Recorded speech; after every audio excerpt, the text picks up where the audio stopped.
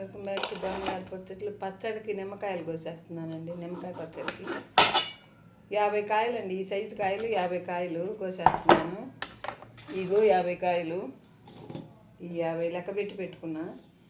దీనికి ఈ గ్లాస్తో 2 గ్లాసులు ఉప్పు పోయాలన్నమాట. కొలిచి పెట్టుకున్నా. ఇది వేసి వాళ్ళు కోసేసుకోవాలి.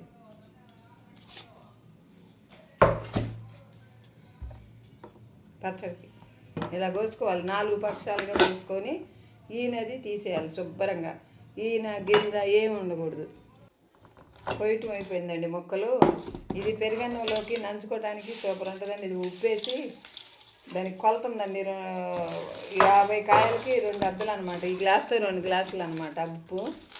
తర్వాత కారం కూడా దీంతో కొలిచి పోసుకోవాలి. మళ్ళీ ఇది చేస్తాను. ఇందాక ఫస్ట్ ఒక గ్లాస్ పోసానండి, ఇప్పుడు ఇంకో గ్లాసు ఉప్పు పోసి బాగా పిసుకాలన్నమాట. ఇలా సీసాకి వేసి పెట్టానండి. పోసి ఇదిగో ఈ తొక్కు అంతా తీయాలి. ఈయన గింజ ఇట్లా తీసేయాలి. ఇదిగో రసం వచ్చిందండి అడుగున. ఈ రసం కూడా దీన్ని పోసుకోవాలన్నమాట. రసం బాగా వచ్చింది. రసం పోస్తే గుజ్జు వస్తుంది అనమాట పచ్చడికి. అండి పచ్చడి ఇలా చేసుకోవాలండి. ఇలా పట్టుకుంటేనే సూపర్గా ఉంటుంది.